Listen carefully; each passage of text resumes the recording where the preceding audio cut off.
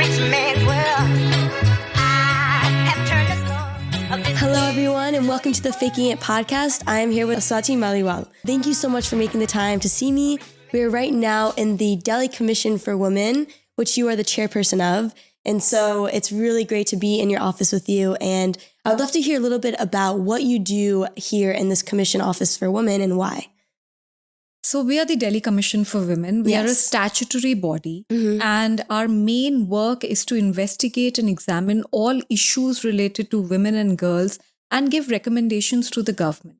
Okay. So in a simplistic way, if I have to explain what I do, so I'm a watchdog. Okay. I'm supposed to monitor the performance of all the authorities vis-a-vis their work towards the welfare of women and girls in the capital. Got it. And what is the welfare for women and girls like in India? Because I'm coming from the US and I care about women's rights and I do a lot to say what's going on in the US, but I don't know. And I think a lot of my listeners don't know what it's like for women in India in particular. And so I'm wondering if maybe you can give some light of what it's like to be a woman in this country. I think right now it's a bit painful because almost more than 6 rapes are being reported every day in the capital itself. Okay, got it. Every 3 hours, someone or the other is being raped in this country. And these are the cases that are being reported. Some of these cases are extremely brutal. So for instance, an 8-month-old baby was raped in the capital in February 2018. And she had to undergo 3 operations in order to survive. Wow. I remember that the moment I heard about the case, I was stunned. And I went to the hospital and I was the first authority to reach her. And she was lying there in a pool of blood. Oh my God. And I took her in my arms and I don't think I'll ever forget that moment because it just continues to haunt me. A 90-year-old woman has been raped in the capital. Yeah. 2 years, 3 years, 7 years. And we've had some very horrific cases from the country where we've heard and, these cases have been reported where, for instance, a 3-year-old girl, she was not only gang raped, her eyes were also gouged out and she was murdered, brutally murdered. So these are cases that are coming up and so my work is to, of course, fight for their rights, fight for their legal rights, provide as much help and support as we can, but it's just very painful.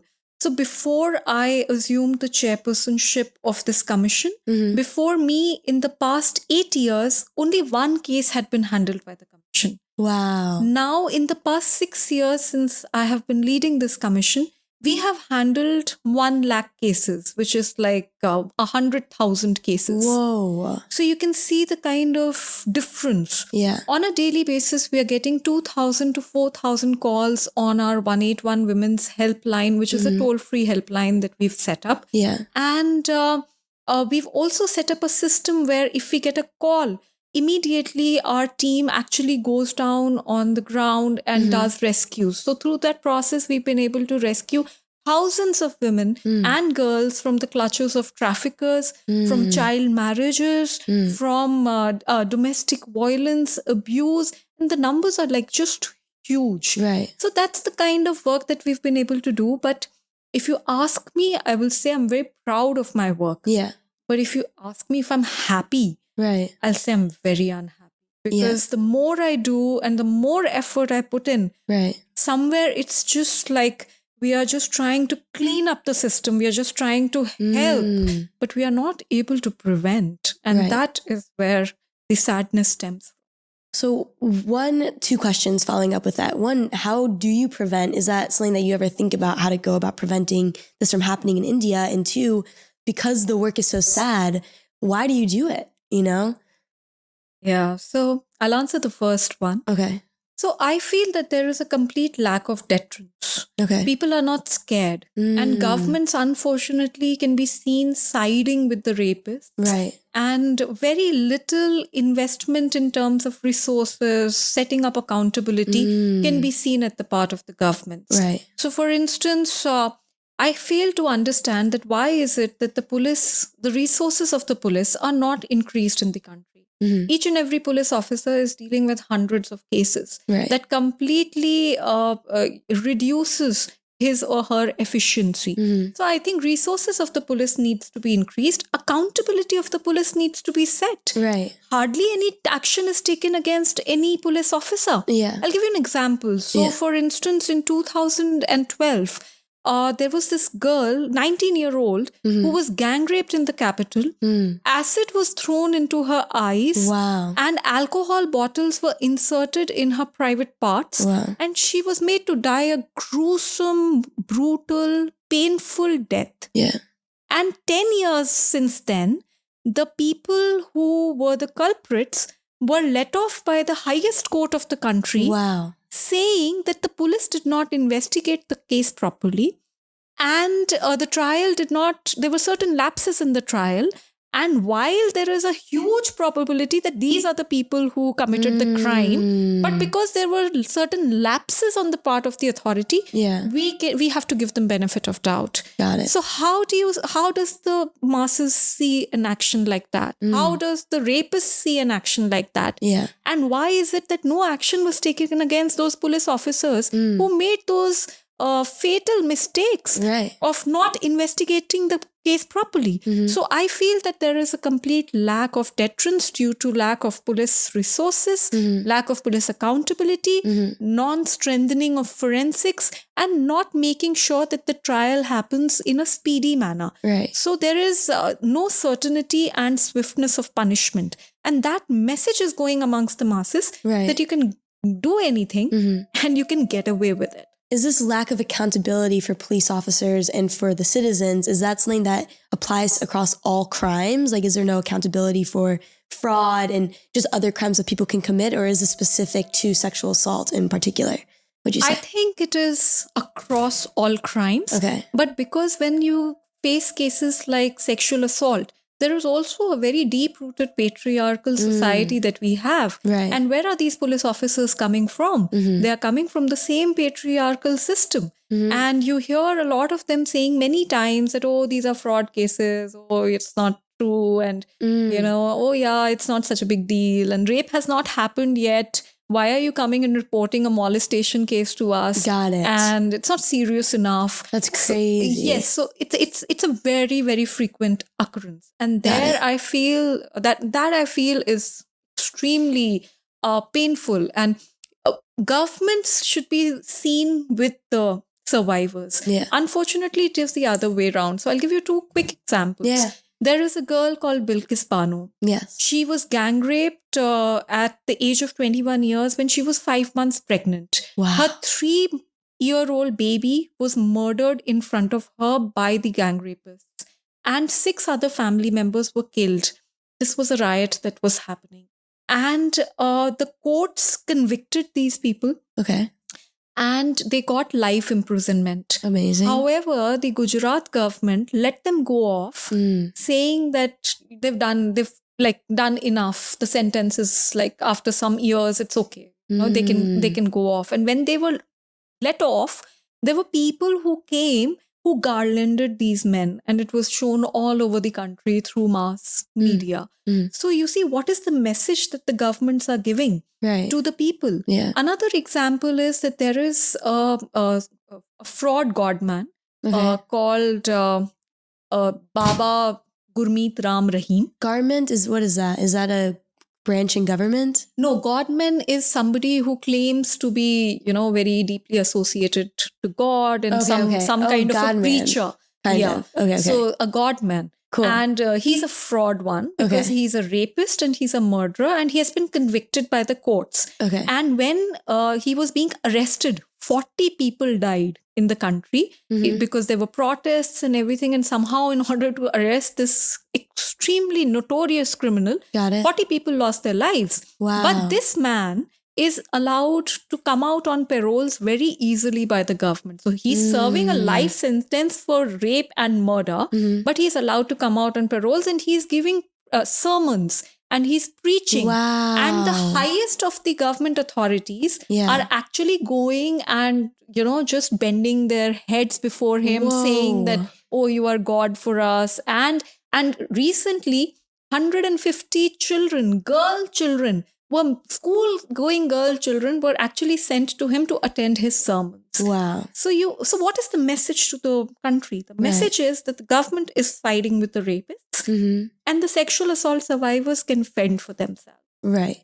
And so the patriarchy you mentioned favors the man in India. So can you explain a little bit what it's like to be a woman in India? Like, what is the tone? Do you feel that you have like equal rights to men in this country? Or like, what is it like in terms of what you're told you can do and how you're told you can feel as a woman? So I think that India has a long history. It's one of the oldest civilizations. And I feel that by and large, our country is a very spiritual country. Yeah. And in any case, women across the world are very strong. Yeah. And I feel that Indian women in particular are extremely strong. So they face a lot, but it has now become a part of their psyche, and they have found ways of being able to fight it. So if given better opportunities, I'm 101% sure that the country's development will also be way better. Right. So despite the discrimination, despite the lack of opportunities, despite the rising crimes against women and girls, Indian women are making their mark across the world. And I'm very proud of that. Totally. And something that you've done that's really amazing too is you went on a 10-day strike to fight for one of the gang rapes that you mentioned just now, I think too, about getting the people convicted. I think that's really incredible, just the work that you're doing yourself. Do you want to talk a little bit about acid? So acid is used in India a lot as a tool, as a weapon. Do you want to explain how that became popular and how men in particular are using it as a way to berate women? So I think this is a phenomenon which is pretty common in Southeast Asia. Okay. And other countries as well, Pakistan, Bangladesh, it is pretty common there. Yeah. And it stems from the worst form of misogyny, worst form of patriarchy, and this impunity that somewhere men feel that they'll be able to get away with it. And also this perverse form of power and violence in their minds. And I've met several acid attack survivors in the course of my work. I have helped them. We have helped them medically. We have got their surgeries done one after the other, because you see, acid remains in the skin. It remains in the organs. It's not like any other attack. In any other attack, you get your surgeries done and period, you know, you move forward. In acid attack, every now and then you have to get those surgeries done again and again and again. And I have met survivors who've gone through as many as 30 surgeries because that acid remains and acid corrodes. Wow. So it's really horrific. So we have assisted them in free medical treatments. We have the Delhi Commission for Women was the first in the country to give jobs to acid attack survivors.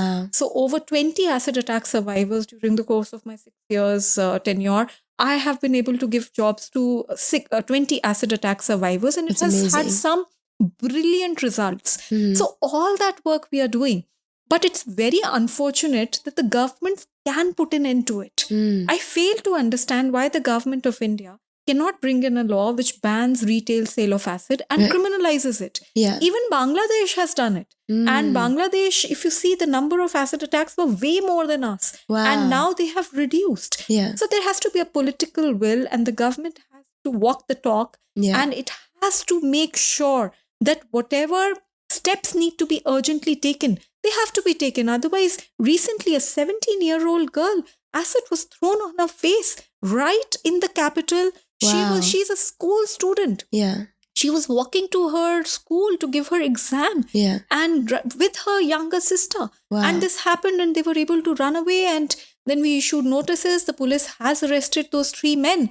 But until strong systems are created by the government, one cannot be sure that whether these people will be convicted or not. And that's really, really scary. No, I think I read online that you said that acid is as available as buying a vegetable, you know, and like you said, like they're making policies that prevent people from buying it, but they're not enforcing them. And that's where the problem seems to be when it comes to acid. Absolutely.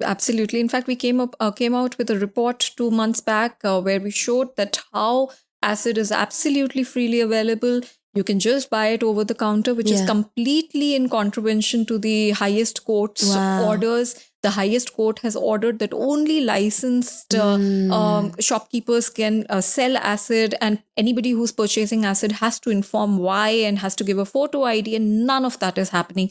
And we gave a pretty damning report. But unfortunately, it just continues. And now we are seeing that even big e-commerce giants like Amazon and Flipkart, they are selling acid online. Wow. And in fact, this girl, 17-year-old, whom I'm talking about, the men who threw acid on her, they purchased it online over Flipkart. Wow. Which is completely shameful. So we issued notices to Flipkart and Amazon, and I'm trying to fix their accountability. That why is it that they refuse to follow the law of the land? Yeah. So people are selling it anyways, it seems like, despite the policies. Yeah. And also it seems that this year is the 10th year anniversary of the Nirbhaya Act. Do you want to explain what that act is and why it was created? So 2012, there was this gang rape.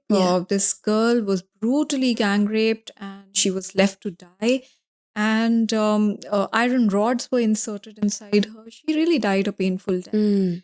And it completely shook the conscience of the country. And for the first time, I have been an activist all my life. Right. And for the first time, I saw that I wasn't fighting alone. I was one of the first persons to reach the spot, and we started a protest. But I was amazed to see that everybody was there and everybody was fighting and raising their voice.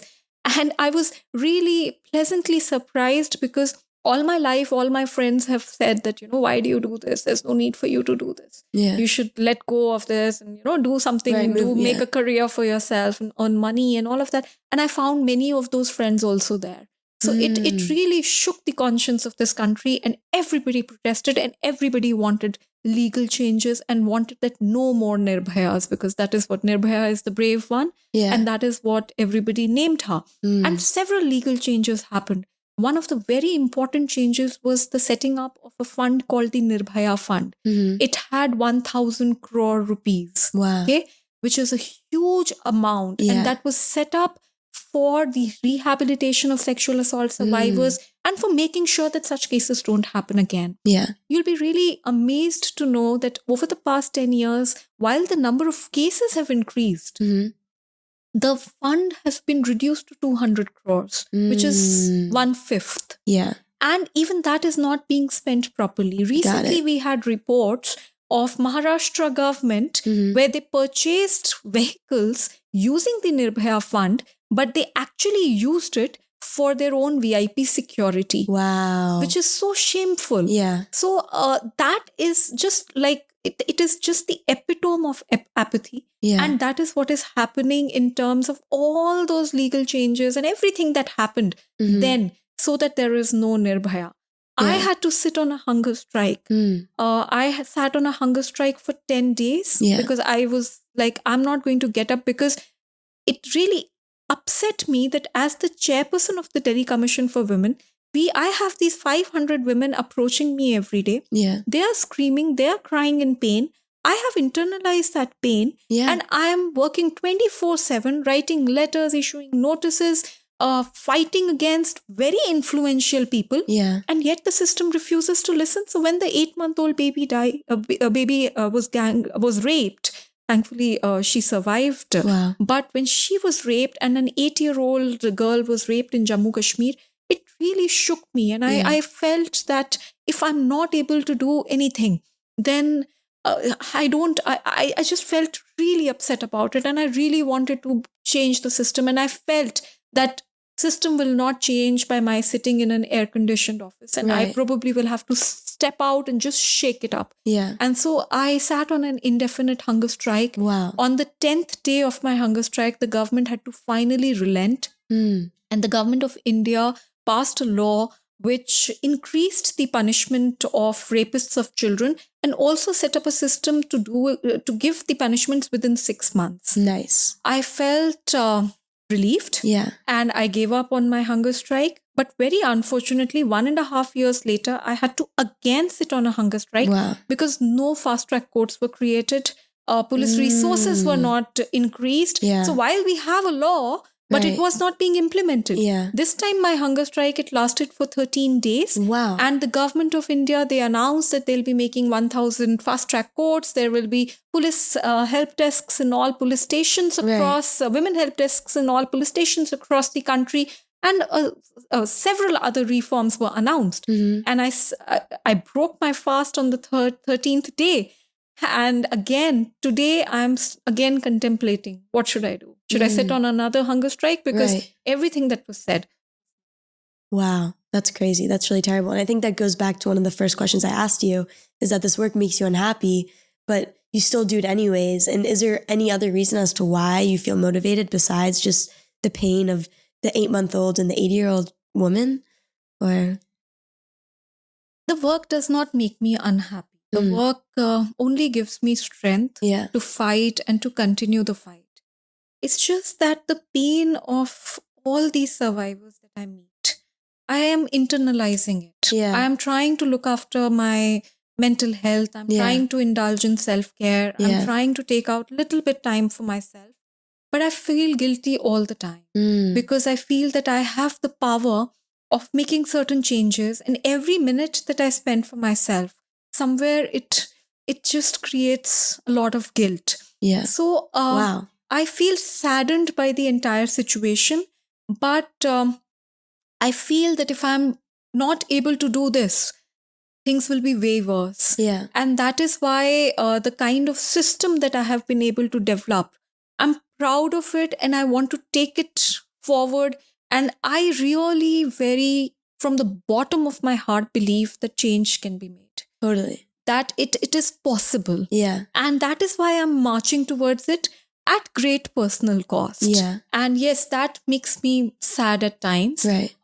Because if you do something like that, I'm not earning any money. I'm not being able to give time to my family. I'm not being able to have a social circle that probably otherwise I would have. And even reading a book is a luxury at times, which is something that I have always enjoyed, and I have it's been a part of my life.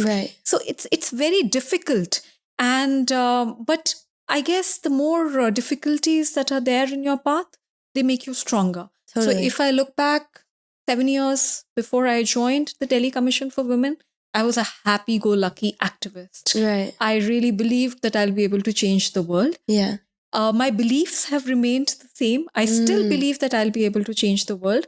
But my shoulders and my head is burdened with a lot of work, my heart is full of pain.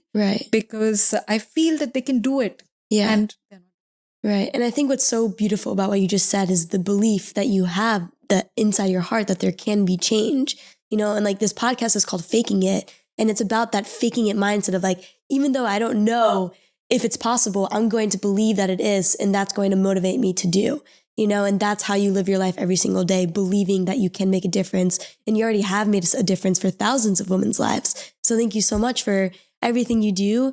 The last question I'll ask for you is, what are some ways that other people, so you have this fire inside of you that motivates you to do this activism, but what about any other person out there who doesn't have this strong fire like you do, but still cares? What advice can you give them to be an activist, to get involved, to fight for women's rights?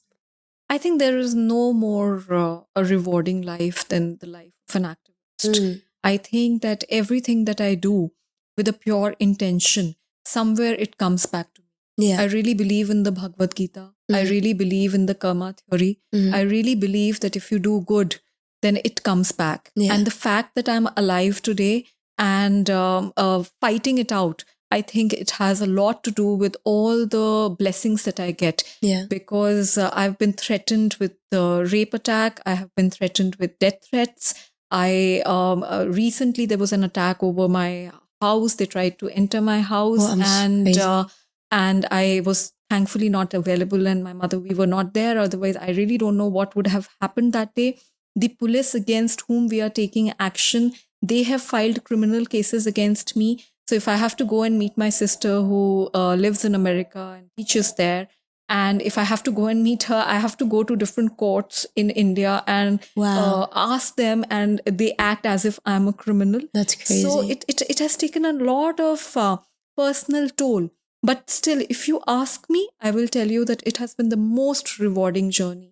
Yeah. Because each and every time I'm able to help somebody, I think my soul gets enriched. And I think one doesn't have to leave everything and join activism Right. and, somehow make that larger change. I think that's a calling and it comes to few people. Right. And if that is a calling that somebody is feeling, you can feel free to write to me and I would like to help in whatever way I can. But I think that how do you live in a materialistic world like ours?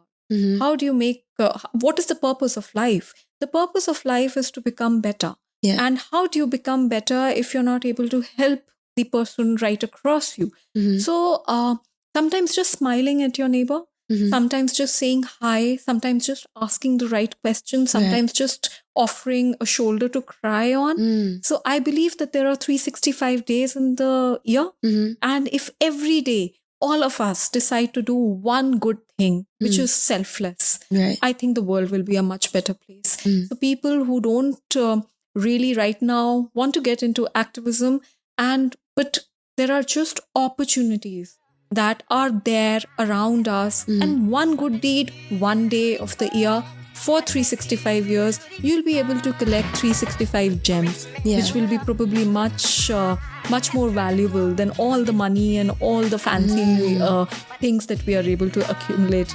Yes, definitely. Well, thank you so much for sharing that wisdom with us and for coming onto the podcast. Thank you. Thank you so much.